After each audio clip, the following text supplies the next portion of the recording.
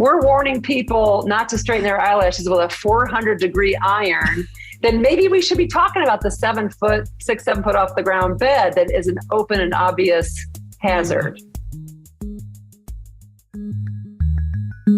Hello and welcome to See You in Court, the podcast that informs you about the Georgia civil justice system, what it means to you, and how it protects individual rights. This podcast is a collaboration between the Georgia Civil Justice Foundation and the Georgia Institute of Technology.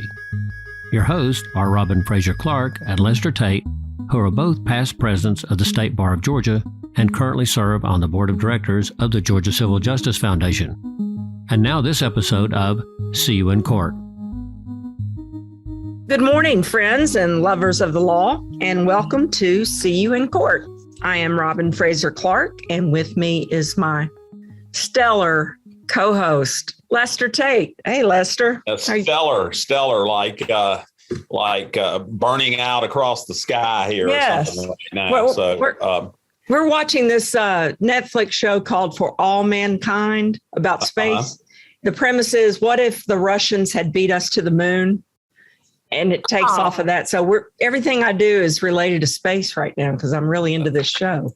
So I thought, stellar. I'll have to check that out. It's pretty good. If you I like space shows. I watched The Expanse, like all 6 episodes, six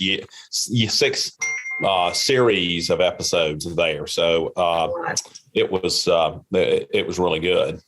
So today is a great day to be in your car with the air conditioning up, but listening to our podcast if it's the day we recorded it, because it's just hot as hell outside and there's nothing productive to do there. So we're going to provide you with what to do. A fantastic podcast today, an episode. We're really excited to have our guests. We have 2 amazing moms with us today. Who really have put their grief into action, and I want to introduce you to them. The first mom is Mariellen Jacobs, whose son, Clark Jacobs, suffered a serious brain injury at Georgia Tech in a fraternity house when he fell out of his bunk bed. As a result of this, Mariellen formed the organization Rail Against the Danger, or RAD, whose purpose is to make dorm rooms safer by having bed rails installed on lofted beds. Mariellen Jacobs is also the co-founder of the College Safety Coalition that we're going to talk about. She's also on staff at Shepherd Center, where her son was rehabilitated after his accident. A devoted mom of 2 and a resident of Georgia for 31 years, her passion is to drive for lasting change in institutional bed design and college campus safety data collection. The second mom is Nanette Hausman, whose son, Corey, died from what began as a pedestrian accident on his college campus, which occurred 15 days into his freshman year. He was skateboarding to a friend's dorm at dinner time on a sloping and irregular multi-use pathway. He sustained a TBI, traumatic brain injury, after a fall, was taken to the local community health center where he was able to talk upon arrival, but passed away 7 hours after his arrival. As a result of Corey's death, Nanette created college911.net, whose purpose is to minimize college students' deaths and accidents. Nanette is driven to help colleges and injury prevention professionals acquire the data and resources needed to minimize the risk of injury and loss of life. She is equally committed to providing families tools in the form of a medical emergency checklist to use when preparing for the college drop-off. Her goal is to minimize the number of families living with the devastating loss hers does every single day. She joins Mariellen in leading the College Safety Coalition. Mariellen and Nanette, welcome to the show. Thank you, Robin and Lester. Welcome. How are you doing today? I'm doing fine. We're in Connecticut. I live in Connecticut, and it's not as hot as in Georgia. Yeah, so, that's good. It is. Definitely hot. They don't call it hot Atlanta for nothing. Yeah, boy, that's for sure. I've lived here 30 years, and this is one of the hottest summers I remember for sure. You know, the thing is that there are a lot of places that are hotter than Atlanta, but there's no place that's really hotter than Atlanta. The temperature may be higher, but when you combine it with the humidity, it's just awful. So Yeah. Well, we're heading into college season. So another big group of freshman students will be going to college campuses. So I think it's a really good time to talk to Mariellen and Nanette about what they're doing. So you've heard a little bit about their stories. Mariellen, do you want to talk a little bit more about your entry into this world, about college safety? And Jacob, sure. I'll say this. I first came in touch with Mariellen because I blogged about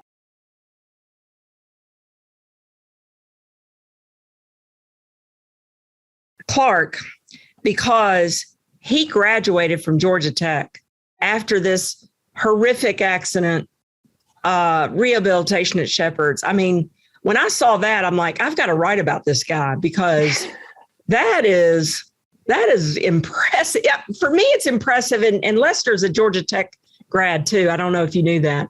I did not know that. I think Georgia Tech's one of the hardest schools to graduate from without any injury. And Clark really just overcame that, and what fortitude he had. So I just thought it was an amazing story. And that's why I blogged about it and just really got interested in what you're doing with Rail Against the Danger.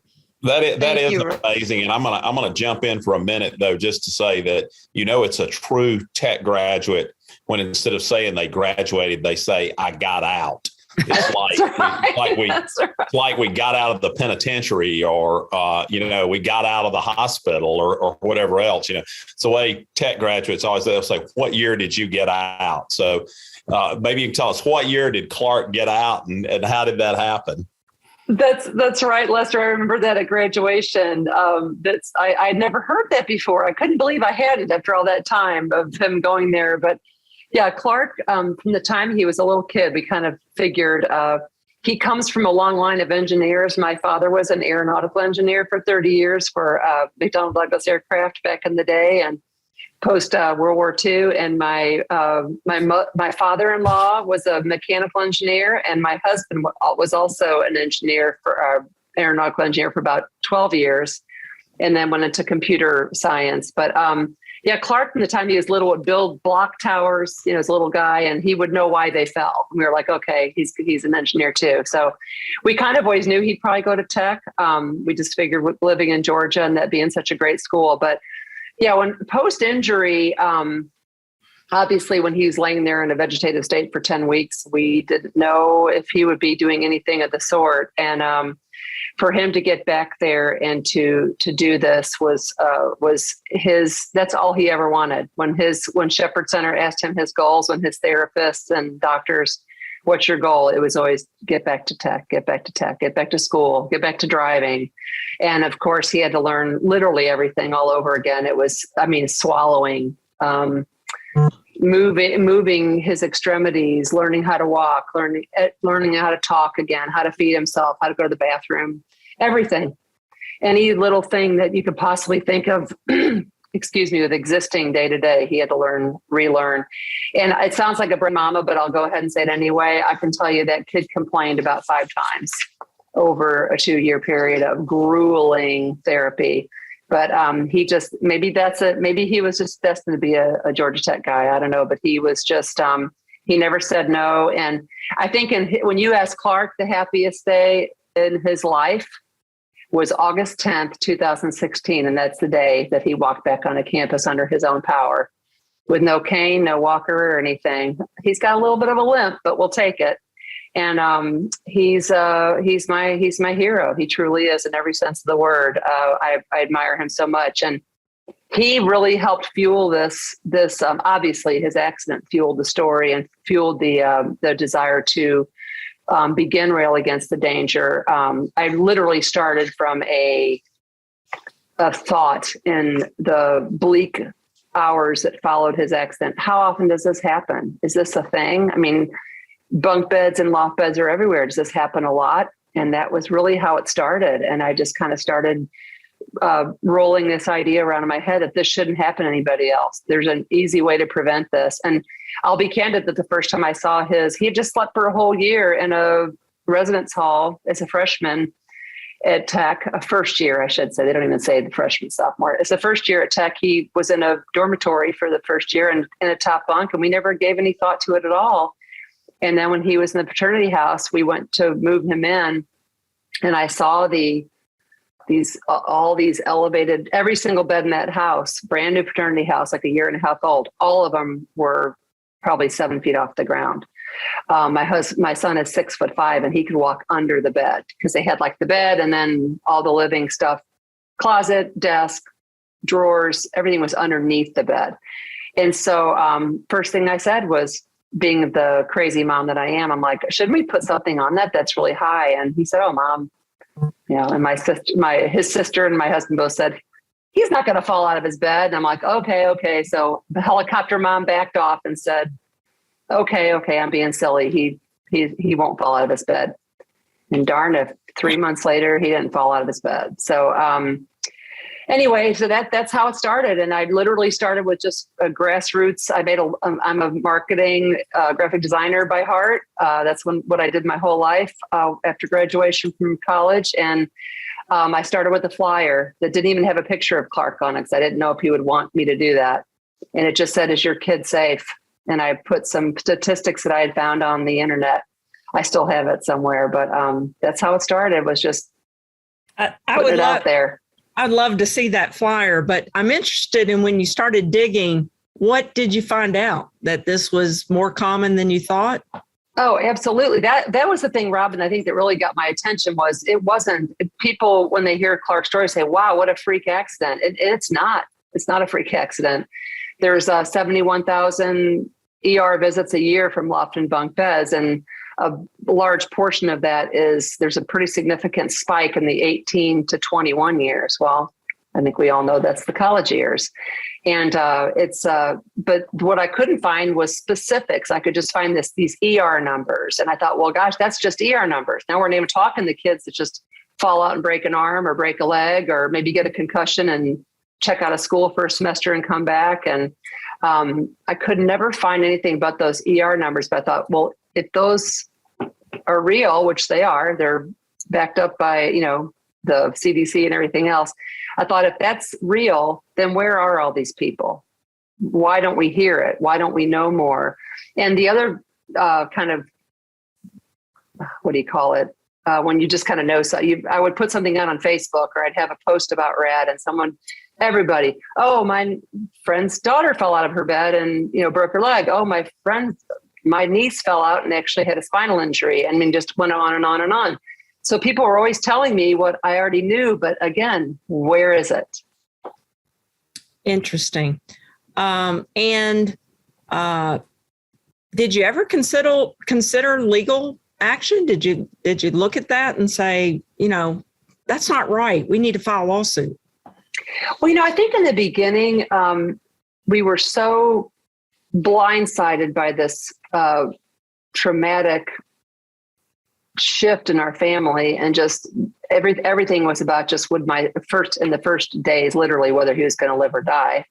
The surgeon that operated on his brain when he was bleeding told us that, he might not even live. So I guess in the beginning, as I was formulating those ideas about, does this happen? And we called the university and let them know that it had happened. And we kind of got the idea right away that the house that my son was injured in was on campus, but a private house and a private institution in itself, which is the Fraternity House Corporation. So the more we thought about it, I had seen way too many cases and things on television and in the newspaper where sovereign immunity reigns. And I thought we could go for years trying to track this down and make someone be accountable to it. And in the meantime, how many more kids are falling out of beds? So we just decided to channel our energies into making people know, understand what was going on. So what are your organization, what are your principal goals? You want to tell us exactly what you're trying to get people to know and to do. So my principal goal in the beginning, Lester, was to start with Georgia Tech, because that's where the accident happened. So I started trying to meet with some people there, talking to the housing department, talking to the dean of students. And a friend of mine who's a legislator actually got me hooked up with the University System of Georgia. And in November, I think my son's accident was in January of 2015. So in November of 2015 was my very first meeting with the University System of Georgia. I met with some people from the Board of Regents, including the chancellor. And we talked about, I think I was in a room about 6 or 7 people around the table with me. And I told them Clark's story, what had happened. And of course, they were just appalled that this had happened. And I said, is there a consistent rail policy in this system? Do all the colleges have their own, or does anything require a safety rail? Are safety rails available at all the schools? And they all kind of looked at each other and they didn't really know the answer to that. And so they promised me at that very first meeting that they would send a survey out to all their 26 schools, find out A, who had bunk and loft beds, B, who was offering safety rails and who wasn't, and whether they were available or not. So we got the surveys back and realized that there were quite a few schools that were offering elevated beds that did not have them any rails to offer their students. So they decided to make it where the housing departments had to have rails to offer.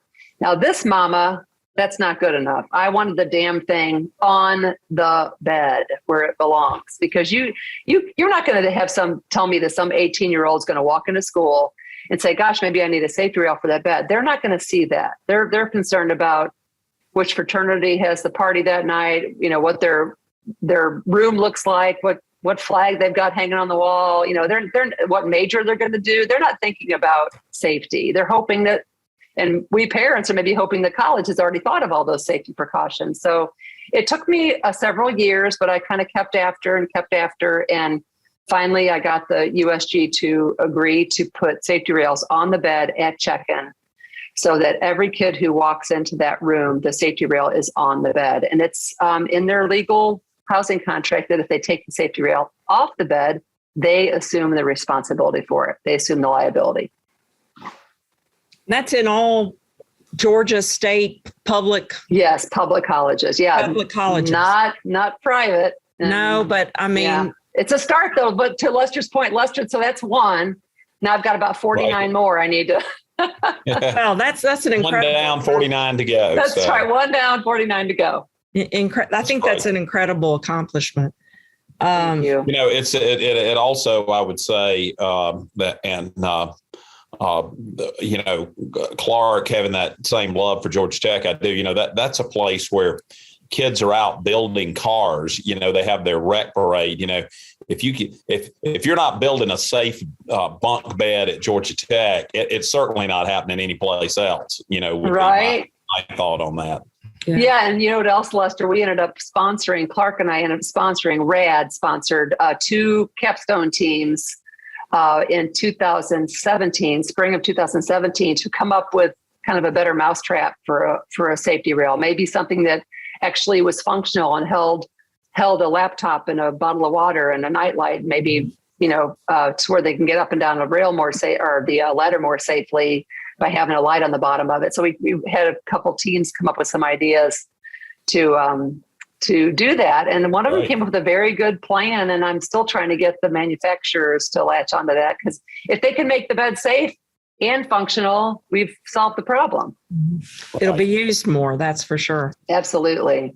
Nanette, let's turn to you and your story about your son, Corey. And I've told our audience about what happened to Corey and his tragic death. Tell us about how that motivated you, how you turned your grief into action. Well, thank you. Thank you, Robin. And you did cover the story. Now that I listened to Mariellen a little bit, I have just a little bit more to add to what gave the push for college911.net. And I'm not going to cry, I promise. He died 15 days into his freshman year. And when we went to pick up his belongings from his dorm, there was a very wonderful dean of students that we worked with. And she told us where to go, what to do, who to call, how to withdraw from classes. And I said to her, has this happened before? I said, it's like you have a well-oiled machine in place for us to be able to, remove Corey, take him out of classes. And she shared with us that his was the third student death in that semester since the first 15 days. And that's kind of when my wheels started churning about how often does this happen. So at the end of Corey's freshman year, I went back to his college to try to find out how many total students died that year. And nobody at the university seemed to be able to share that information with me. And then I went to their Department of Higher Education, which is where when a student passes away, that's where the administration reports a loss of a student. And I come to find out that they don't track student death. They don't have that as a finite number at the colleges. They treated him like a transfer or a withdrawal to reduce the cohort of his class so the graduation statistics are not damaged. So that really, I was wondering is that unique to where my son went to school in that state? And I brought it home to Connecticut and found out it's the same way here in the state of Connecticut. So they're not required to keep any kind of data regarding student death that is publicly available. I can't say they may not have it some internal document. So that's what kind of, I was a finance and accounting person before I became marketing, and now I'm a safety advocate. It was like, give me the number, give me the data to understand how often something like this happens. So that added to a little bit of the momentum about why I felt it was necessary to try to get data, not only for ourselves, but also for the university themselves regarding serious physical accidents and deaths, so that parents can make informed decisions and the universities themselves can have all aspects of safety as a priority. Back to Corey for just a second. What Robin didn't cover, which I want to share, is what a special child Corey was. He was the spark in our family. He was the youngest of three boys. And like most children going off to college, he was at the peak of his life, happiest person on earth, just living life. And that's what makes this situation so hard, is because when I talk to other parents that have lost their children, in particular freshmen that have just left home, it's that same feeling like they were just like a jet taking off and everything was coming together for them. And then a tragic accident happens and they're gone. So it's just such a vulnerable time in their lives to be having them go off to a whole new place, new surroundings, new environment, classes, social life, and to have them suddenly gone is really, really hard on the family as well as the student and their friends. So the lack of numbers and the lack of data is what got me on the quest to pursue legislative change, which we got a bill passed in Connecticut in a single session, bipartisan, uncontested new law in Connecticut that was passed last year, so that in Connecticut, the colleges do keep track of serious physical injuries and deaths. And we're trying to push for federal regulation now through a federal bill called the Corey Safety Act, which was just introduced into the House, so that all colleges can start capturing this information about loss of life and serious physical injury. And with this legislation that is trying to get colleges, I guess, to report this more uniformly and provide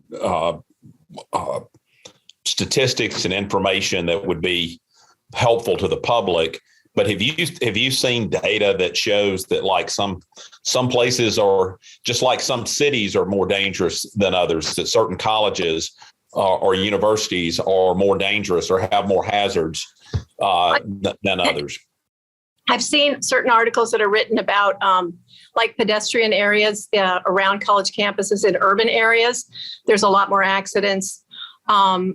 you hear in the news, you hear articles about, I think there was one college where there was a tremendous number of suicides a couple of years ago, but you kind of hear about it in the media, but I haven't seen anything that has any kind of evidence-based data regarding, which college communities are safer than others. And I have not found it. I'm not saying it's not there, but I have not been able to find anything.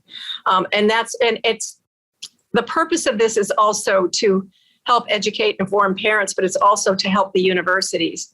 We had one of our AVPs of public safety at UConn actually came forward and wrote supporting testimony about the bill that we were trying to pass. So they said that the universities can prioritize all aspects of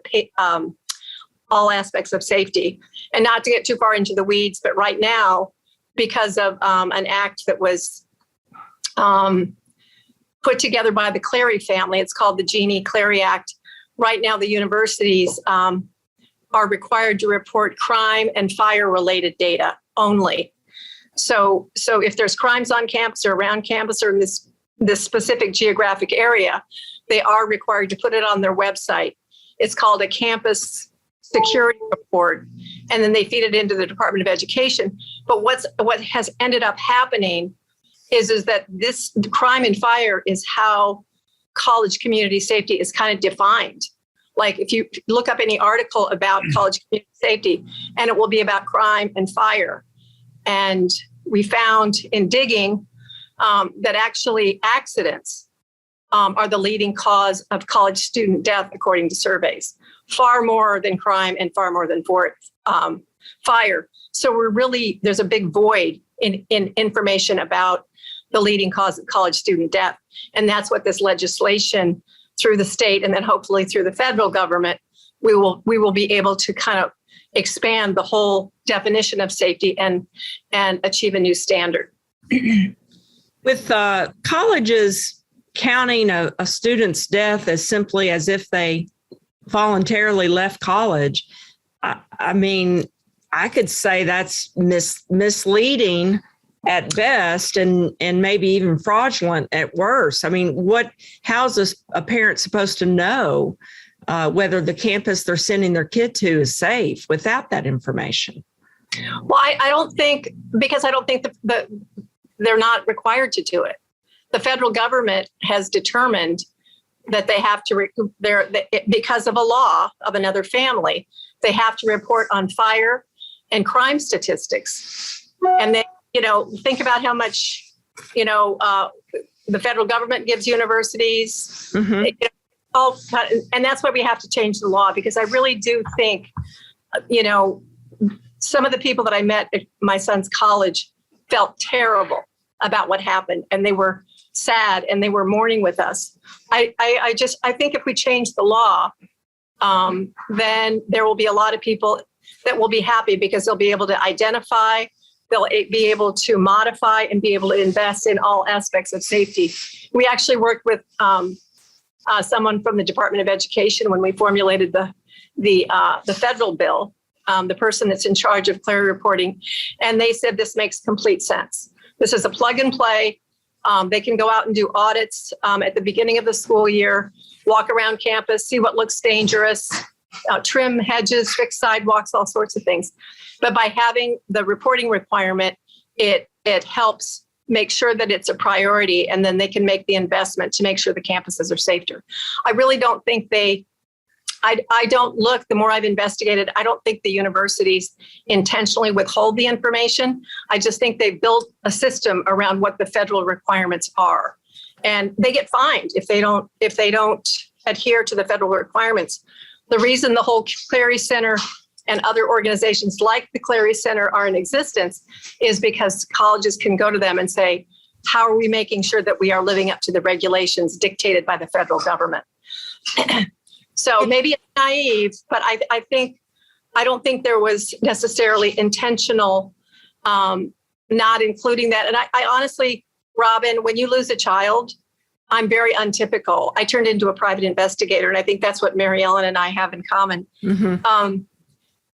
is that I just turned into how could this have happened? And I need to understand the whole system from all different angles because it was so blindsided and so painful, not only for me, but for our whole family. So I don't think I'm typical in that respect. It sounds like, Nanette, that you, like Mariellen, instead of saying, hey, I want to sue somebody, you just said, I'm going to throw my grief into action and investigating and getting things changed so that other families don't have to go through this. Yeah, I mean, I must say that wasn't my first reaction was to go and sue, but I did have some dear friends that after the dust settled slightly, I did call and I did call a couple of attorneys out in the state where Corey was going to college. And what I kind of, beyond the wear and tear of the family, because I was told that it would take 4 to 5 years in order to be able to even get a trial. The countersuit possibility. He fell on campus, but he died at the hospital, and he wasn't taken to a trauma 1 center. And that's an important part of the bill. Is that I know Clark went to a trauma 1 center. Corey went to the local health facility, and we weren't contacted until he was in a coma. We were 2,000 miles away. And all the decisions about his care had already been made and implemented. I know now after my investigation and research, and that's on my medical emergency checklist, it's part of the College 911 initiative, is find out where the closest trauma 1 center is to your college, and make sure that you're aware of that information and do everything you can to get your child to the best possible care as quickly as possible. So the countersuit possibility, also the difficulty of finding a well-established attorney. We talked to a couple people and they said, you could find somebody to take the case, but there's sovereign immunity that's working against you. And it will be hard to find somebody that wants to go up against a big public university within their state. The other thing is, at the time, a wrongful death suit, the maximum recovery was $436,000 and much less for a medical malpractice suit, of which 40% would go to the attorney. And if we would be responsible for the defense expenses if we were to lose for some reason. So yes, Robin, we decided to make this. I may have had to have a gag order also, which I know that there's been some suits in other universities, and the families are not allowed to talk about what happened. And it just didn't make sense to me for a multitude of reasons. And so we've I don't want to say used Corey's story, that's not the right word, but we've displayed Corey's story in a way that hopefully it can help others and fix a broken system.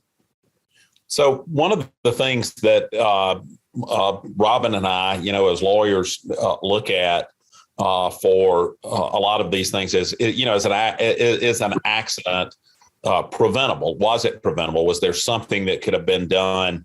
And I know, for example, Mariellen, like the guardrail would have clearly been a prevention toward the incident which your family suffered.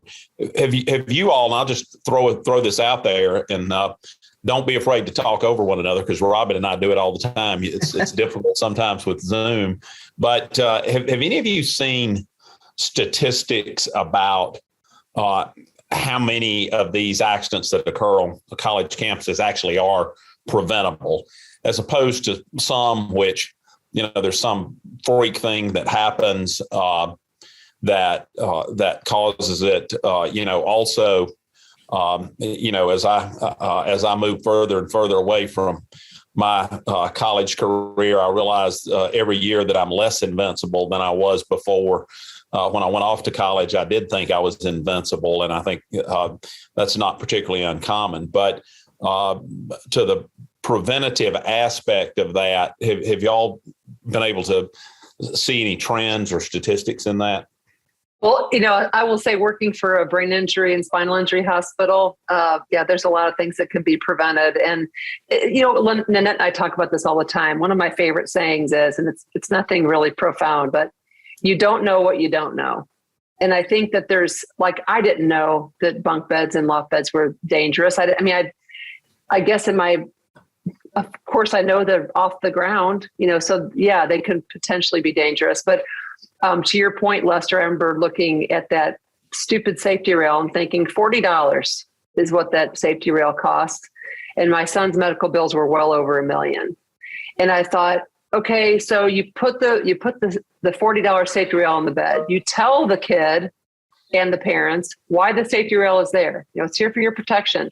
And that's pretty much all you can do. Like, I know that some people are still going to say, I'm not a baby, I don't need it, I'm going to take it off. It has nothing to do with being a baby or an adult. We're all asleep. We all sleep. We all check out for about 8 hours to 10 hours a night. And anything can happen. You roll the wrong way and you're out of that bed. So for me, it's like that one in particular, but also on college campuses, all manner of transportation, scooters, bikes, everything. Helmets are not common. Again, I think it's the invincibility. Their age group is, that's not going to happen to me. I'm 18 and I'm invincible. I really do think they believe that. And one of my videos I do, it's actually at my website, the Rail Against the Danger website. We interviewed a doctor from Shepherd and talked about the realistic aspect of 18-year-olds do not recognize danger. They do not have the prefrontal cortex development at 18 to recognize danger. So the schools very often, in fact, our school said, well, we feel like when an 18-year-old walks into a room and sees a bed, that they can ascertain for themselves whether that bed is dangerous or not. And I said, I'm going to turn that around on you and say, when I'm a parent and I come onto that college campus and I see security guards and I see fire doors and I see sprinklers and I see blue light stations, I feel like you've probably already taken care of a lot of the safety aspects of it. But here are these beds. And I had a conversation with Robin. I said, how do these rooms even get insured when you know that a 6 foot or higher, even lower than that, really, it's dangerous to sleep off the floor. It just is. And you're going to fall onto a concrete covered with a little thin layer of linoleum floor. And that is exactly what happened to my son. He cracked the back of his skull so badly that the ER doctor thought that he had been hit in the head with a crowbar. Good Lord. I say, who's in a better position to know whether the bed in a college dormitory is safe? Is it the 18-year-old or is it the college that supplied the room? A lot of times the colleges require freshmen to live in a dorm. They supplied all the furniture, and yet they want to blame the 18-year-old. I can't understand that one, honestly. Me either. Ridiculous. Back to Lester's question for a second about preventable. I know in our circumstance, after Corey fell, I had offered to go in and pay to have diamond cutting put in the sidewalk where he fell because it was communicated to me by his college that they knew it wasn't a great area. They had a lot of sidewalks coming together in like a main artery, and then it gradually sloped down. I have this all in writing. And so I said, well, let me pay to put some diamond cutting in so that kids understand when they're picking up speed, or how can I make it safer for someone else? And I actually got a letter saying that they were going to look into some improvements in the area because they knew it was a known high risk area and it needed improvement. So I went away for a year, and when I went back, I come to find out that nothing has been done structurally to improve the area. And that continues now. So to me, getting the data regarding how often in an area something happens, all of a sudden that could have, quote, been an accident, in my mind is no longer an accident if it happens over and over and over again in the same area. So I really appreciate your point, Lester, because so many people after Corey passed away, they said, well, it was just an accident. Well, if it happens over and over again and there's something that can be done about it, it is preventable. And that's the importance of getting around and recording, tracking how often things actually happen. Let's talk a little bit about the College Safety Coalition. We know Mariellen started RAD, Rail Against the Danger, and Nanette, you have college911.net. And then I believe the two of you met in the College Safety Coalition. Can you talk a little bit about what it is and what its goals are. Mariellen and I actually met because I had approached, I mentioned before, the Clary Center, which is that organization that is the, I guess I'd call them the gurus of college safety. And that was back probably after about a year after Corey passed away. And I was going to them to say, would you support me in trying to have accidents and deaths be part of this safety report that the colleges come up with? And again, they went back and they, at this point, they only do crime and fire. But I said, are there any other parents that you've met that are on the injury prevention track? And then she gave me Rail Against the Danger, and I reached out to Mariellen. And while we have different individual objectives, when you look at it at 30,000 feet, it's all about preventing injuries and saving lives. And so then about a year after that, I was fortunate enough to get an article published by today.com, a parenting digital platform that got picked up by Apple News. And a few people reached out to me, other parents, very similar to Mariellen and I, that had their own initiatives, that had lost children in college communities, that were determined to help other families get more prepared than we were. Part of the college911.net initiative is the legislative piece, but it's also, we as parents were completely blindsided by what happened. We weren't prepared for medical emergencies. We had everything else covered. We thought we had everything else covered. So I took the emergency medical. What do you do when you're 2,000 miles away from home and your child has an emergency? Mariellen was the lofted beds, the railings, and we met other people we have one person on our team, Angie, whose daughter fell down a flight of stairs her first week, and her friends thought she was fine and just put her to bed, and she passed away. So we were able to things bubbled up, other parents that had safety initiatives, or we would do a search because we felt that there was safety in numbers rather than isolated parents trying to make a change individually. We would come together as a group. Absolutely. And she when she called me, it's kind of strange. Like she said, above and beyond our differences, we just were like instantly bonded and just talked for, I don't know, that first day we talked for like 2 hours or something. Nanette, it was a long time.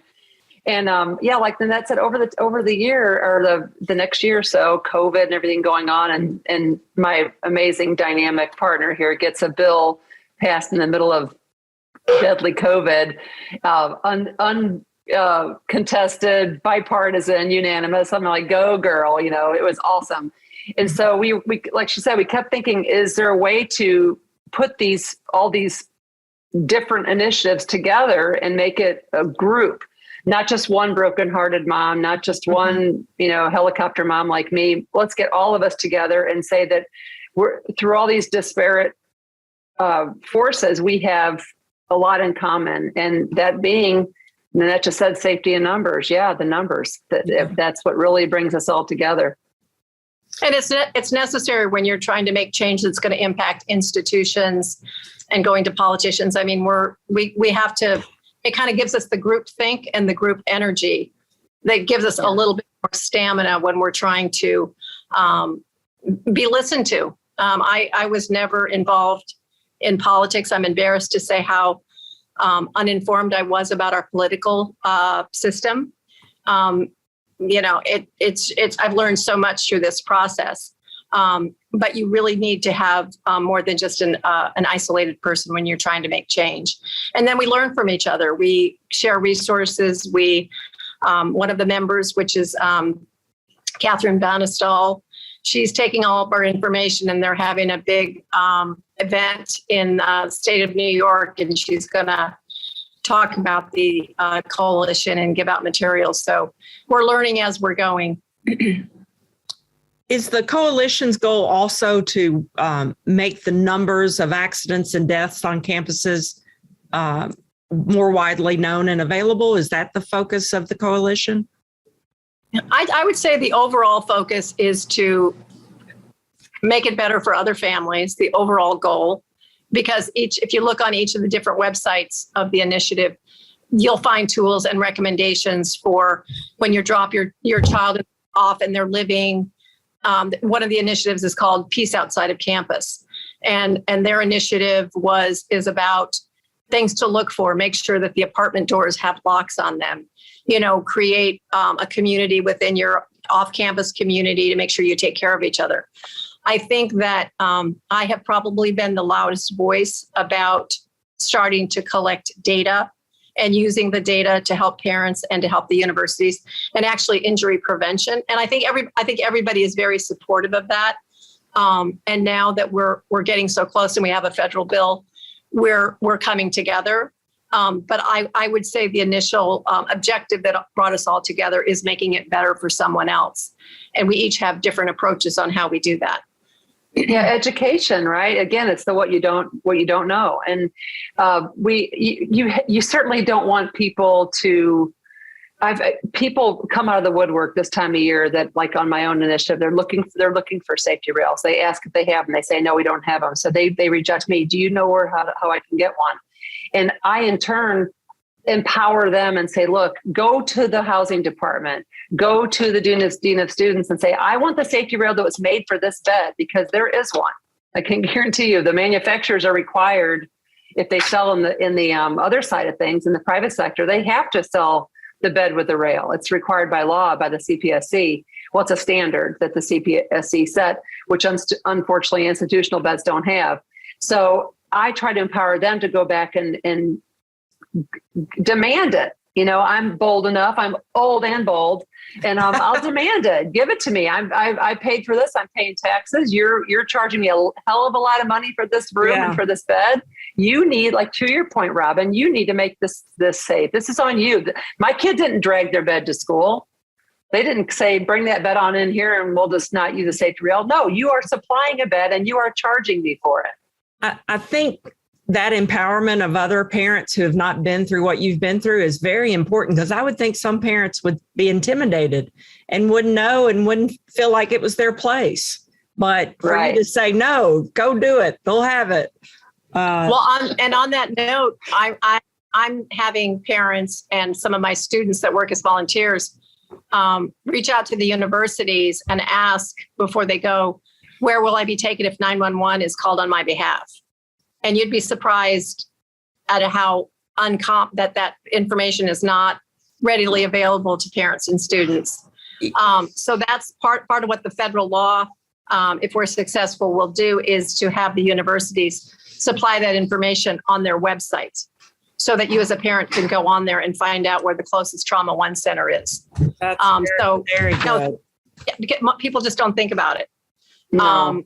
A lot of times the larger universities, the flagship universities, are out in these remote areas, rural areas, because they have the space. And so, empowering parents and students to ask questions is really important.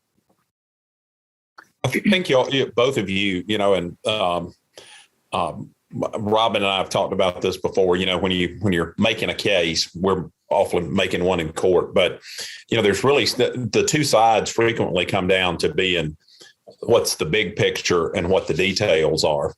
And people are a lot more moved by a compelling story like the two of you have than they are by statistics. Institutions, however, are very much moved by statistics, because if they have to keep those statistics, then we know that they know, and they know that we're going to find out. And so it really does, I think, instill a new level of awareness institutionally to have those statistics, but to motivate people to pass this legislation or to take steps or to put a rail on your bed is much more motivated by the example of what you all have had to live through. Absolutely. And I think that's right, Lester. It's like you put yourself, there's that personal part, because we all are that. We're all those parents who were sending your kid off to school and you're holding on and letting go. And I think that's part of the dynamic of this age when they're 18 and they're going off to college, and the college is saying they're adults, and we're like, yeah, but they're really not adults. I mean, they're close, but they're not there yet. And so it's kind of like, hold on, but also, giving them a little bit of leeway here and there and letting them live their life. And so I think we feel almost guilty, like we're being that helicopter parent. But again, we have to Nanette's point, the having these tools in place and having the data pointing back to, how many, that's why when I met Nanette, I said, oh my God, are you going to tell me your dad is going to tell me how many dang bunk bed accidents there are across the country? Yes. So it's like when you have the data that points back to what these things all talk about, that helps. But I do think it's the dynamic of that age group. It's that pulling away. They're supposed to pull away. They're supposed to fly on their own. They're supposed to leave and go. And we're supposed to be sort of happy about it, which, some of us are, some of us aren't. But I hate to say toxic. There's nothing toxic about it, but it's that time of their lives when it's tricky. It's very tricky. And Lester and Robin, when I was working in corporate America, the OSHA coordinator for my company, one of my many responsibilities. And I remembered if someone was to slip or fall on a set of stairs or any kind of injury in a work environment, you had to report it. You had to put it on a document, and it had to be submitted, and it had to be reviewed. I don't think they necessarily have those types of reporting systems in universities, because they have sovereign immunity. They have a certain, at least the public universities, they have, because they supply a service that no one else can, there are certain rules that don't necessarily apply to them. So I think that collecting data and having it there and be able to reflect and prioritize where they invest in safety is important. Well,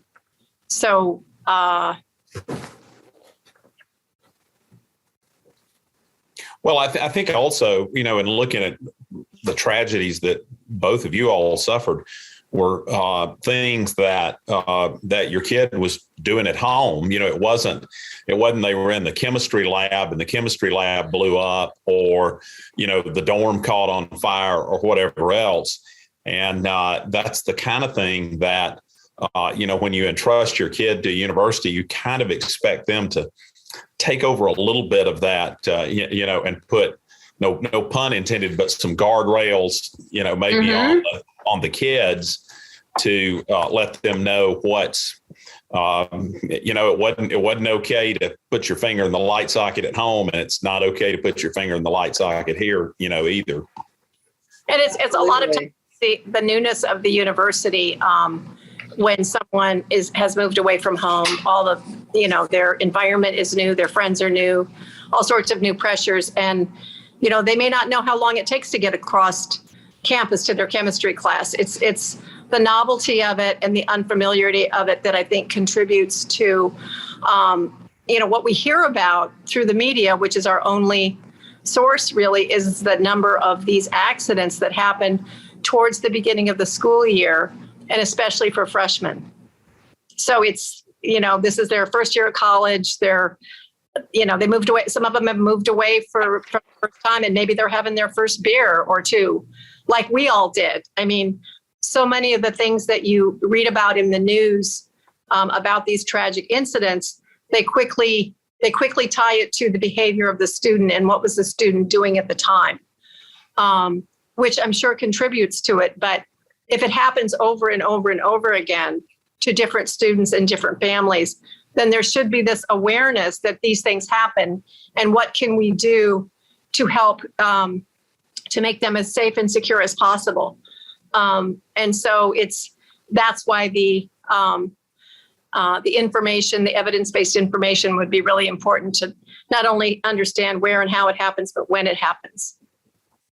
What is your, you have our wonderful audience who listen and subscribe to Seeing in Court. What is your ask of our audience? What would you have our audience and our listeners do to facilitate this? Mariellen, do you want to go first, or do you want me to? You go first, girl. I would say there would be two things I would have people do. It would be go on the college911.net website and download and look at the medical emergency checklist, because that's something that parents and families can do now. And it's not necessarily just college students. It would be any person moving away from home for the first time living independently. There's a lot of really good information in there about things to think about if your child is hundreds, if not thousands of miles away from home. So it's the college emergency checklist. And then the other piece is the legislation that we're trying to push through the House of Representatives. I think the representatives in your area are Johnson and McBath, to write to them and have them support and co-sponsor. It's called the Corey Safety Act 2022. And that's available in the Library of Congress. And then eventually we're pushing to get a Senate bill established, which we don't currently have yet. But that would be reaching out to Ossoff and Warnock, which are the state senators of Georgia, to push for these two types of regulation. Would be on my wish list today. Okay. That sounds great. That's great advice. Mariellen? I'll say absolutely. Her wish list for the legislation is the same as me. So I hate to say ditto, but ditto. But I would say for my initiative and for the rails, like I kind of referred to it earlier, ask questions, go in there, and trust that. I wrote an article about this once and said, trust that feeling. The feeling I wish I would have trusted. When you look at something that doesn't look right, guess what? It's probably not right. The 18-year-old's telling you he's fine. Yeah, he's 18. You're not. We're the adults. And it's okay to hold on a little bit and kind of ask questions. And if you don't get the right answer, then you go up a little higher up the food chain and try to look for a different answer. And I think, of course, in my elevated opinion of this whole wave of people asking for safety rails, I guess what I hope for is I want to see this groundswell. I want to see parents, not just me out here yelling my head off all the time. I want to see parents asking for these things. And getting back to the high price of college is expensive. And if we are entrusting when Lester was talking about the entrusting our students to an institution, and truly you drive away and you have just left your loved one who's been in your house for a long time somewhere else. And that's no small thing. Mm-hmm. And I do think there's ways we can be educated. Education's key. Like even just slapping a safety rail up on the bed. I'm still trying to get the University System of Georgia to put a big bright orange label on the loft that says, here's why you have a safety rail, because this many people are injured every year. And I have this big, 2-inch by 6-inch label on my hair straightener that tells me not to straighten my eyelashes with it. So I feel like if we're warning people not to straighten their eyelashes with a 400-degree iron, then maybe we should be talking about the 7 foot off the ground bed that is an open and obvious hazard. Good point. Good point. Well, I'll tell you, Lester and I both, we have in our careers represented a lot of parents who are grieving because they've lost children. It's one of the most devastating times in someone's life. And Lester and I both have to meet with moms and dads who come to us for help in the worst time of their life. What I see is my clients who channel their grief into action the way Mariellen and Nanette, the way you two have, they just do better. They have a purpose in life and they can, move on. Maybe may not be the right word, but somehow make their lives rich again in the wake of really horrible grief. And so hats off to both of you for doing this. And we really want to promote your actions because it's just fantastic what you're doing. Thank you so much. Yeah. Now, thank you. You're very welcome. We ask every guest at the end of an episode, how do you define justice? Have y'all given that any thought? Mariellen's shaking her head. Yeah. Mariellen, you want to go first with that? How do you define justice?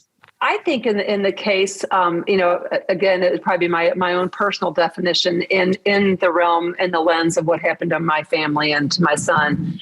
I would say that I want accountability. that I think that it's time for, and I say this all the time in my Facebook and social media posts. I say it's time for the universities to stand up and be accountable. And I don't mean that in a finger pointing way. I mean that it's just the right thing to do. It's being accountable. My parents raised me well, and I wasn't always a Southern girl. I was a Midwestern girl when I was young, and raised by two greatest generation parents, and they didn't cotton to someone not taking responsibility for their actions. And so I feel like if you are going to be a responsible university and try to do the right thing and keep your students safe, and you're going to say that's one thing you're trying to do, then do all you can. Do everything you can to make them safe. Wonderful. And Nanette, how do you define justice?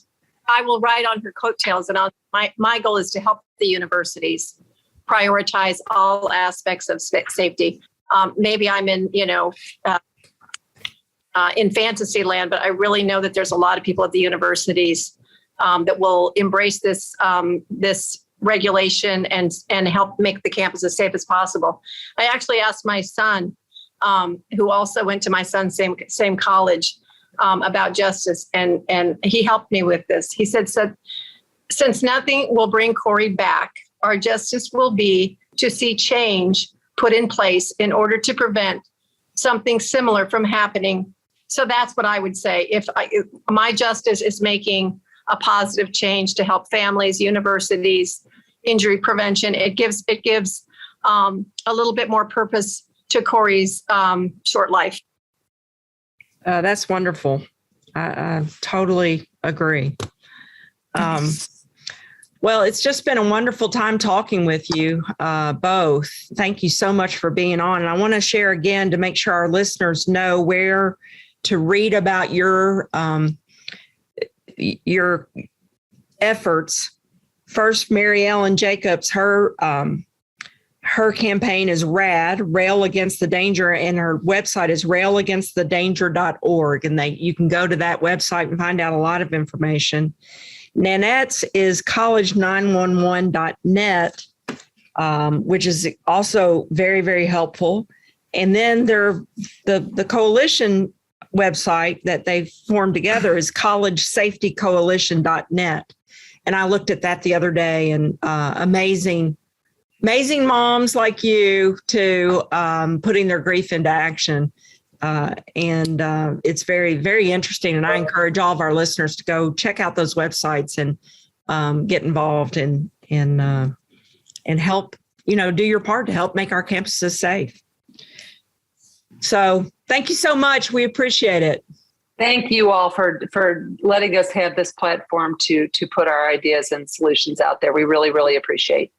We need people like you that help give us a voice, and it means a lot. Thank you so much. You're very welcome. Thank you, Lester.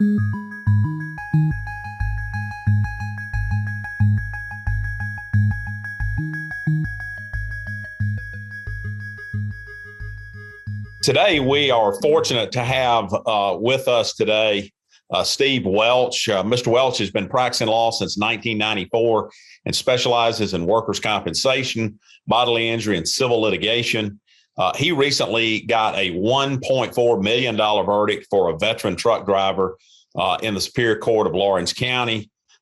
Previously served as the writing editor of the Mercer Law Review, has been co-chair of the Georgia Workers' Compensation Law Institute in 2002, which is the State Board of Workers' Compensation's annual education seminar, as a panelist and a speaker in 2008, and as an author and a speaker in 1999.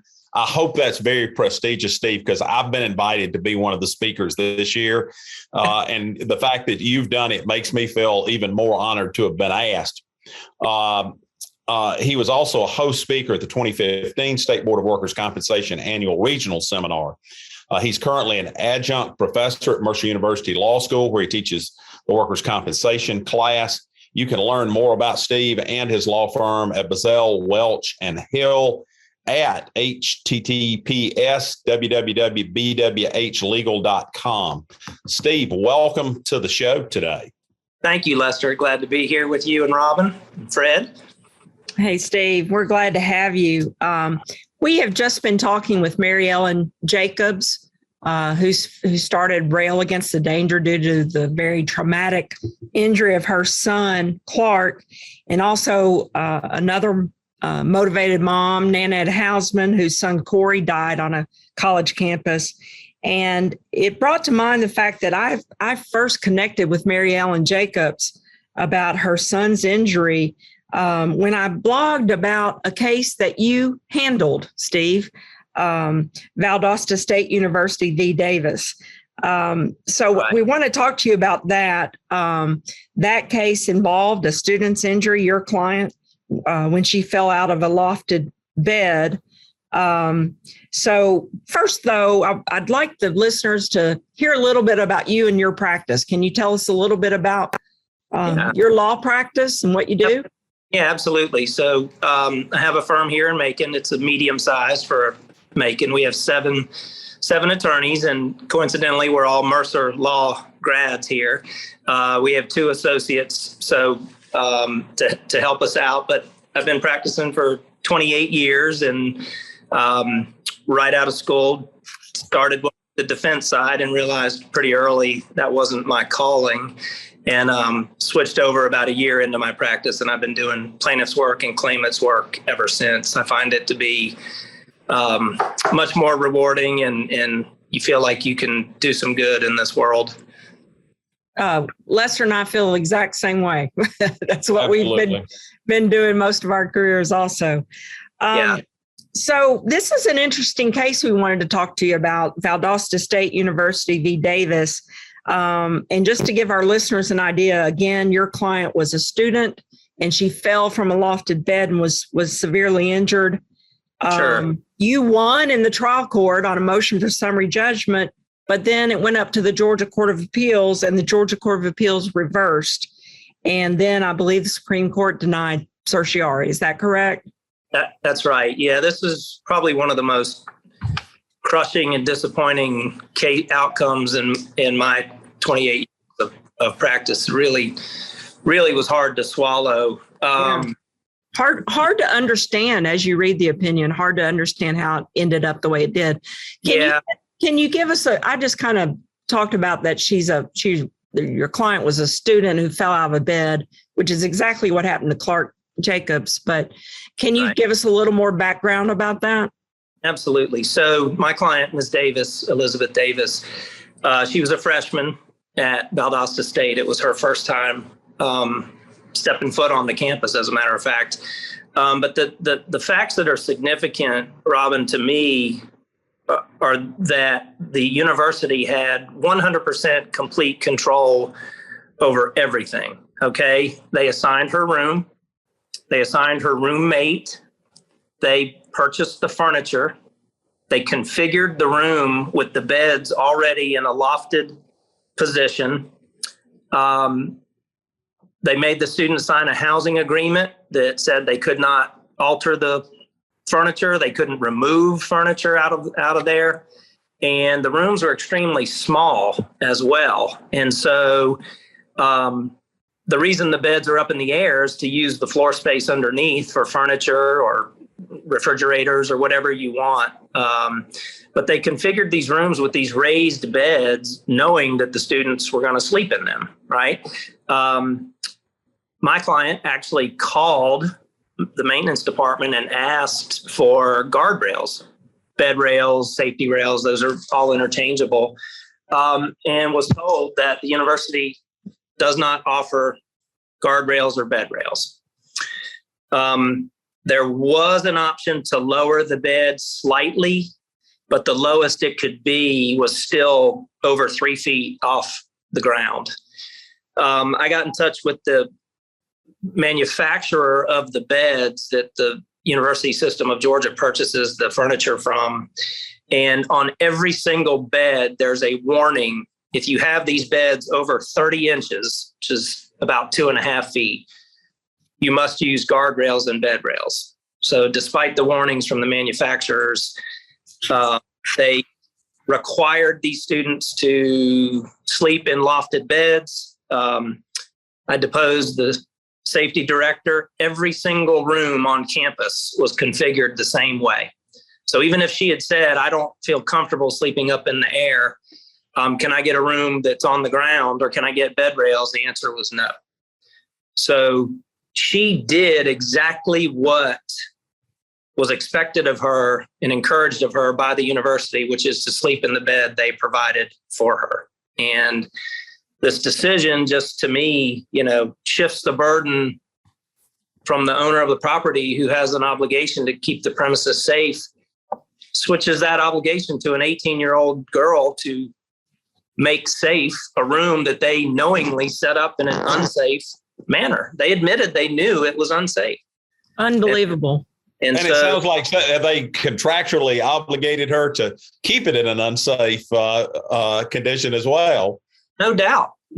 She had the wherewithal to call and even ask for the guardrails. And they said, we don't have them. Was she required to live on campus in the dorm the first year? That was a freshman requirement. So she couldn't leave. She had to stay there. Right. And that's what I argued to the Court of Appeals is that, there's no argument that a bed raised up in the air is an open and obvious condition, or it's not, it's visible. Right. But the question is, did she have a reasonable alternative? And the answer under this case is no, she didn't, unless she just decided, well, I'm going to withdraw from school. Right. They made her bed and she had to lay in it. Exactly. That's a good one.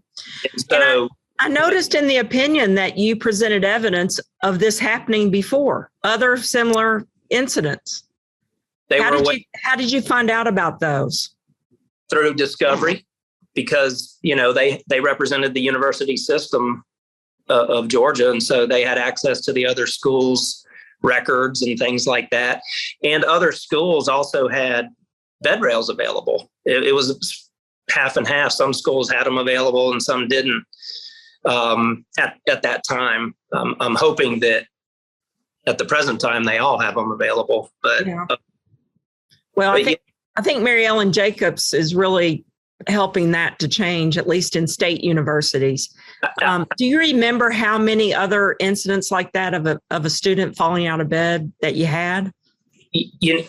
Robin, I didn't go back and look at that's okay. I was just curious if you remembered that. It was a handful, But it was enough to show and you're talking about a superior knowledge issue. Who had superior knowledge? Well, they had knowledge that all these other students had fallen out of bed, just like your client had. She didn't know about that. They had knowledge of that. They had knowledge that the manufacturer required the bed rails. They admitted all that. And so, that's essentially the facts. I will also mention one other thing that I argued that the Court of Appeals didn't even address, which is she had to sign this housing agreement that required deposit and fees and payments for the housing side of things. And so I actually argued that this was akin to a landlord-tenant situation where the necessity rule, if it was, that kind of exactly that excuses a plaintiff who encounters a known visible hazard. Yeah. Court of Appeals didn't even address that. So what the Court of Appeals did is essentially once they labeled the hazardous condition open and obvious, they stopped the inquiry. And essentially, at least this panel, Judge Dillard wrote this, the law now is an open, obvious condition bars recovery without any further analysis of the plaintiff's exercise of ordinary care in light of this open and obvious hazard. And, they talk about equal knowledge and this, that, and the other, and so they applied strict Robinson v. Kroger premises liability analysis, but Robinson v. Kroger has a second prong, is even if the plaintiff has equal knowledge, that you then have to look and see if they exercised ordinary care under the circumstances with regard to that hazard. And in my case, that's essentially assumption of the risk, right? If a plaintiff voluntarily encounters a hazard, but the law with assumption of the risk is that it has to be a free choice, right? Without coercion of circumstances. In every single case that I cited to them, there was a reasonable alternative for the plaintiff. And so when they made this choice to encounter the hazard, they should be precluded because they had a reasonable option. Here, I argued that she did not have a reasonable option and she had to encounter this hazard that the school created for her. She wasn't free to avoid it in any way. She didn't have it as an option. And so the Court of Appeals just never went beyond it's open and obvious, therefore the inquiry ends, and that was it. Yeah, I when I was reading the opinion, I wrote captive in her room. She had nowhere else. She was captive to the risk that they set up for her. I've argued that before when I represented a client that was leasing a mobile trailer, and the steps were bad, but she had to use them because there was no way else to get out of her trailer. Same sort of thing. Your student had to use this bed that was dangerous. Yeah, no question. And to not even analyze her conduct in light of, okay, we all agree it's open and obvious. Everybody understands the bed's in the air and there's a risk of falling, but what other option did she have? I noticed you said that you analogized it to a landlord-tenant situation, and I thought, I don't think that's a very good analogy. I think that's an actuality because they were renting her a room, which is what a landlord-tenant situation is. Absolutely. She paid to use the room for that semester. Yeah. I'll tell you the other thing that got to me about this opinion is in the last paragraph, there are some facts listed. To me, attempting to blame your client for her own demise, which I really resent. But the thing I wrote down isn't that a jury question? Right. No question. Rob, Judge Dillard focused on three facts that clearly showed he was trying to rule against Ms. Davis.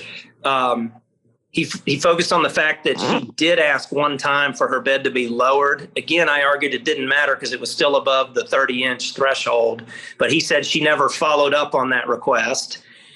He focused on the fact that she had a couple beers the night before and didn't even acknowledge that when she went to the hospital the next morning, they did a full toxicology report and she was clean, no alcohol, no drugs, no nothing. But he's focused on the fact she had a couple beers the night before. And then he actually, she had to drop out for a couple semesters. But when she went back to school, she purchased her own bed rails. And he made a point of saying that she did that. That's almost like a subsequent remedial measure to prove that she was negligent on the front end for not purchasing her own. But her conduct was just the same as every other student at Valdosta State. It was not unreasonable as a matter of law in light of the circumstances. And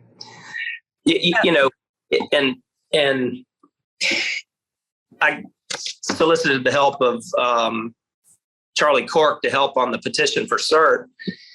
And we really focused on the conflict of law because Georgia jurisprudence, you could go find 10 cases that once it's labeled an open and obvious hazard, the inquiry stops. And you can find 10 more cases that then once it is open and obvious, we still look at the plaintiff's conduct in light of that open and obvious hazard. And it comes down on both sides. And we did some really in-depth research, and 45 states have abolished this open and obvious danger rule where that's the end of the inquiry. And they've adopted the second restatement of torts, which actually says when there's an open and obvious hazard, should the owner anticipate the harm despite the condition's obviousness? And there are situations where you should anticipate the harm, if there's the distraction theory or necessity rule or the have freedom of choice, and and so we are in the strict minority, Georgia, in applying this draconian, once it's open and obvious, it's over. But really, that's really not the set law, because there are cases that do go farther. And so I can only guess why Judge Dillard didn't go further in this case. When you've got the Board of Regents and university system as a party, there's got to be some indirect pressure there, I would think. But, I don't know. It was a crushing decision. And, I noted that the very first sentence of because you actually went to trial on this case, got a verdict, correct? No, we actually won on summary judgment at the trial level. And then so you won at the trial court, but you never went to, we won motion at the trial level. Right. The other thing about open and obvious, I haven't studied that in a while, but I believe it was originally a products liability theory to be used in products case, strict liability cases. And then some case got our appellate courts off using it on a premises liability. And then they just use it. But I don't even think it should be used for premises liability. And really, Robin, the obviousness of the hazard really just means there's no duty to warn. That's all that means. And that comes back to what you said with product liability, right? That makes sense. Sure. In the analysis, right? Yeah. Like don't stick your hand inside of a lawnmower or something. Right. Or don't walk into this telephone pole. It just means there's no duty to warn, but the plaintiff's knowledge of that hazard, because it's open and obvious, doesn't end the discussion. And it doesn't necessarily mean that they've assumed the risk or been contributory negligent or what have you. And again, just when the key to me was that there was no reasonable alternative. And but Judge Dillard just never talked about the necessity rule, never talked about her, did she exercise ordinary care under the circumstances? And it was just, once that obvious label got stamped on a lofted bed, she lost. One of the other things that interested me about it is that there was no sovereign immunity defense asserted, apparently. Yeah, and I'm very surprised. They never raised it even in their initial motion. They never argued it at the trial level. And I don't know if, we go to the whole, was it ministerial or discretionary and all of that kind of stuff. And maybe because, I don't know, some schools did it one way and some did it another way. Was it brought under the State Tort Claims Act? It was. Yes. So they would have waived sovereign immunity up to $1 million. Yeah. Yeah. And, I think this was $1 million case if there ever was one. Yeah. She her roommate, it's funny how I got this case. Her roommate, who she was assigned by the school, she didn't even know her. Her roommate's mother and father were high school friends of mine, and her roommate's mother is a nurse. And when she fell and hit her head, she was just going to crawl back in bed that morning. And her roommate called her mother, my friend, the nurse, and she said, I think you need to go to the hospital if you hit your head. And sure enough, they were going to life flight her to Tallahassee. And then the neurologist in Valdosta said, no, I'll be there in 2 minutes. We need to do an emergency craniotomy. So, this was a very serious injury. Yeah. So it was a traumatic brain injury, and she ended up having to have emergency brain surgery. She did. Wow. Unbelievable. Yeah. Well, my final thought about it is superior knowledge, whatever. I also think there's something about the university there's just total unequal power and knowledge between the university and an 18-year-old kid. That I don't see how that's ever equal knowledge. Honestly, I don't see that ever qualifying as equal knowledge. But Yeah. Now we have this opinion. And so we've just talked with Mariellen Jacobs and Nanette Hausman about safety on campus. And they're all about trying to get data of accidents that occur on campuses to try to, inform parents, make it safer that way. What do you think about your case and what effects it may have on that and safety on campus?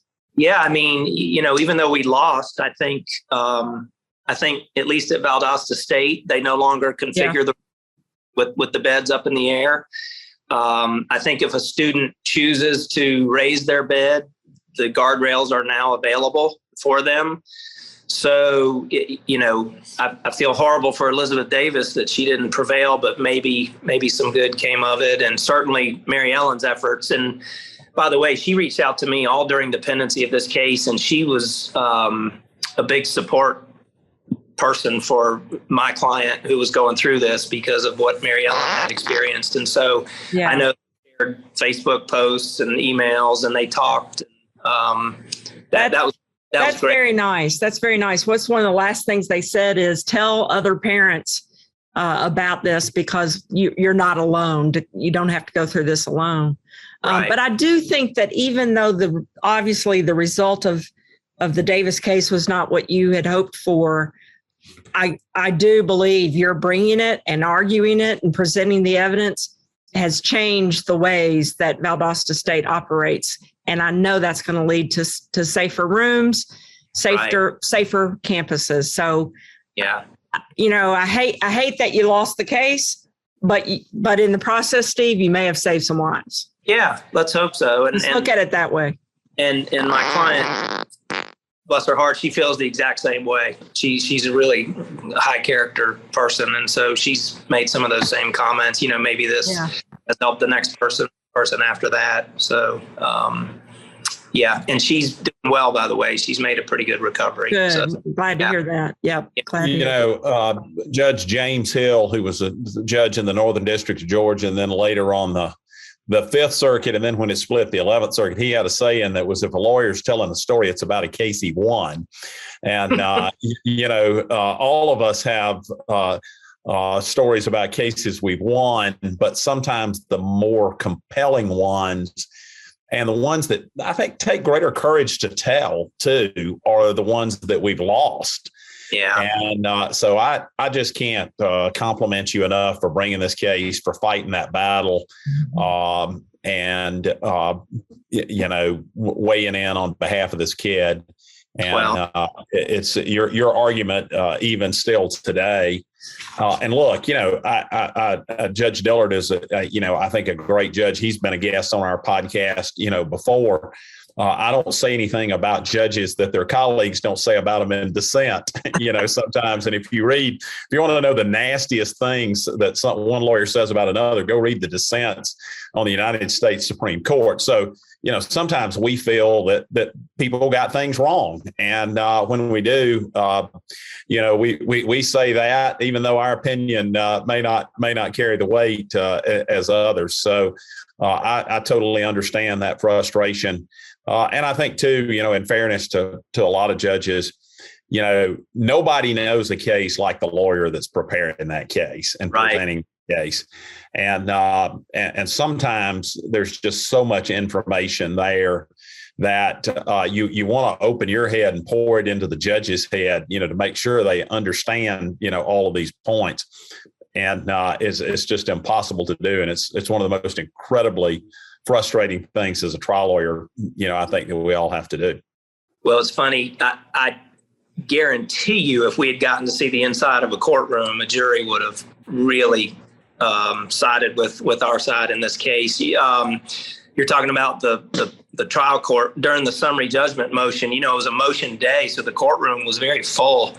And we made our arguments, and I walked out of the courtroom, and I had about 10 people surround me and say, "Oh my gosh, this is the most interesting case I've ever heard of. I can't believe they set up those beds like that and made that poor girl sleep." And I mean, I just know we were gonna hit them if we ever got to a jury. But in addition to the safety on the campuses, from a purely legal scholar standpoint, hopefully this also got their attention that there is a conflict in our Georgia jurisprudence with this open and obvious rule that sometimes the inquiry stops and sometimes it doesn't. And there's no right reason of why one panel of judges does it one way and one does it another. And, maybe this will get somebody's attention and we can join the other 45 states and have, abolish it as a hard, fast rule that you can't recover if it's an open and obvious hazard. So, yep. Yeah, I hope so. Yeah. Mm-hmm. Well, Steve, thank you for your time, and we really appreciate it. And I know our listeners have learned a lot about this. And next time we ask you to be a guest, it'll be about a victory. Sounds good. I'll be back. Thanks so much. All right. Thanks. Lester, it's that time where we talk about a fun little law-related event that's happened that we want to shed some light on. What do you have for us today? Well, as you know, Robin, I sometimes follow sort of these political cases, not really for a political reason, but sort of to make a point that the courts aren't supposed to be political.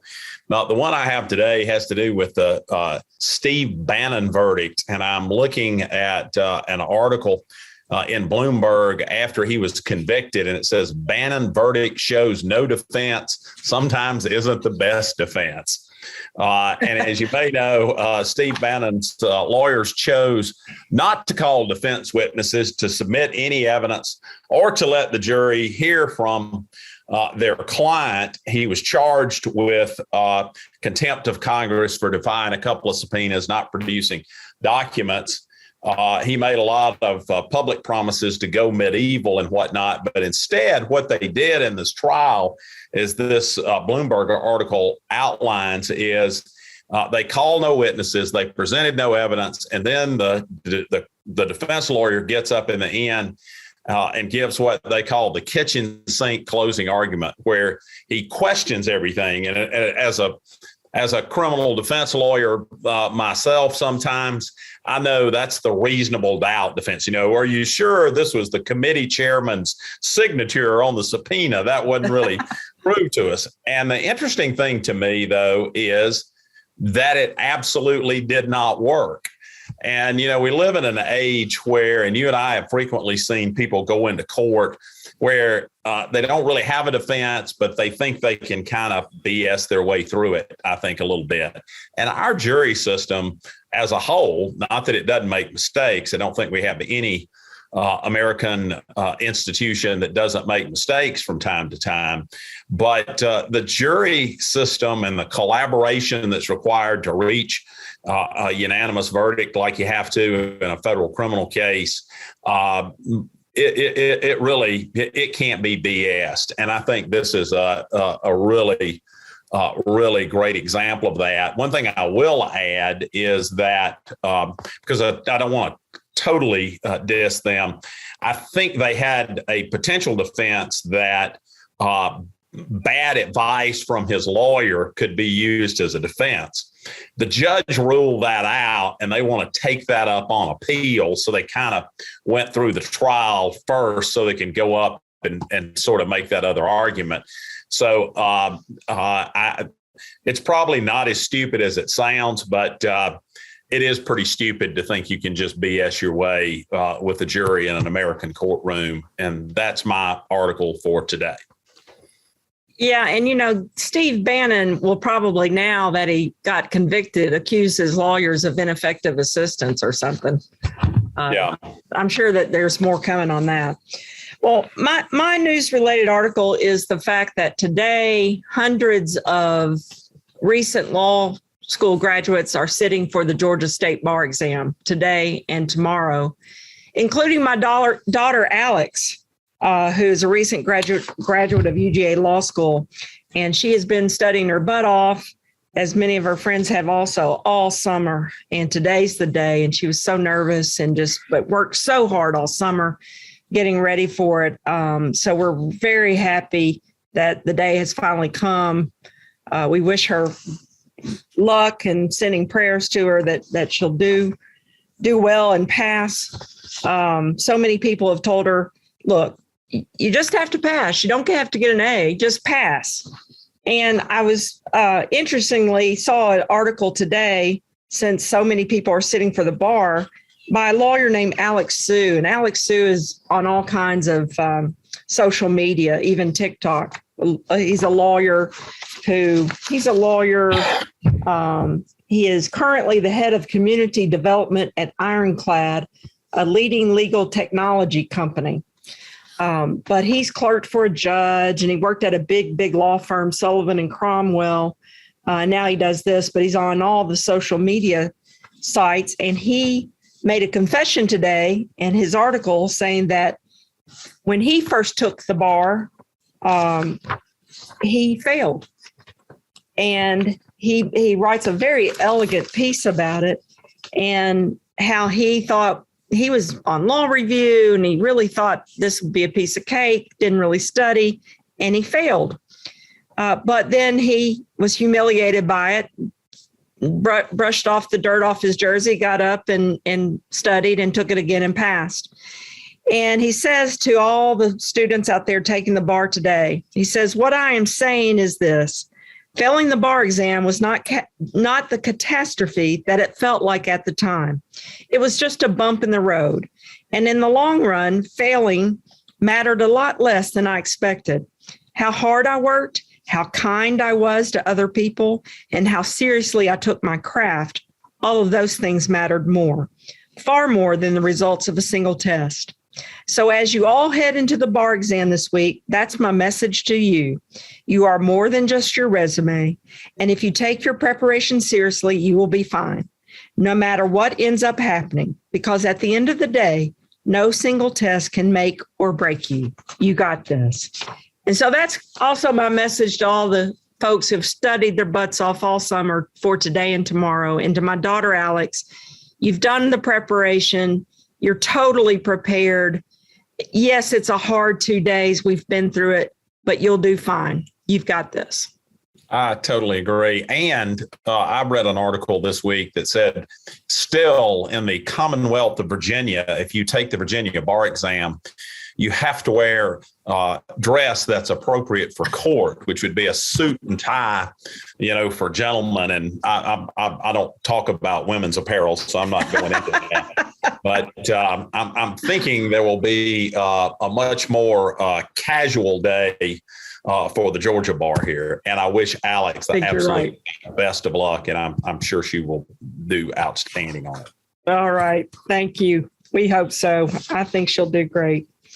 Well, we want to thank our sponsor, the Georgia Civil Justice System. That's it for us today. You may learn more about the Georgia Civil Justice Foundation at fairplay.org. We also want to thank our producers, Raz Misher, and we have a new guy on board who's going to help us, Philip Hoover, and we thank them because Raz starts law school next week. So way to go, Raz. Congratulations to you, Raz. Yeah. And pray for me. Yeah. Raz, you may not need rails on your bed for law school because you just don't get that much sleep. That's right. Yeah. So I told him to get his reading glasses ready. That's right. Get them cleaned. So Raz, we are sending, we'll see you again soon, hopefully, but good luck and Godspeed in law school. We'll be watching out for your success, because I know you're going to be great. And I think after he gets about halfway through, we need to have Raz as the guest. Yeah, and talk to him about law school. About what it's like. I'm sure I have some balding spots in my head by then. I already told him he should pitch an episode of See You in Court to his professors, that they could watch that instead of one of their boring lectures one day. I agree with that. Also, I want to just remind our listeners that you can find out more about Lester Tate, the stellar Lester Tate, at his website, aikentate.com. And you can find out about me, Robin Fraser Clark, at gatriallawyers.net. And you can also learn more about our podcast at seeyouincourt.squarespace.com. We hope you'll subscribe to the podcast and share it with your friends and family. So, Lester, you have anything else? No, I guess until next time, we'll see you in court. Thank you for listening to See You in Court. brought to you by the Georgia Civil Justice Foundation and the Georgia Institute of Technology. Please subscribe to this podcast and consider writing a review. You may find related documents to this week's episode on our website, seeyouincourt.podbean.com. Please send any questions, suggestions, or ideas to seeyouincourtpodcast@gmail.com. The producer of this podcast is Raz Misher. We thank Noreen Hassan, Associate Professor and Director of Outreach and Community Engagement of the Georgia Institute of Technology School of Literature, Media, and Communication, and the Georgia Tech students who help bring you this podcast. I'm Fred Smith, Executive Director of the Georgia Civil Justice Foundation. You may learn more about the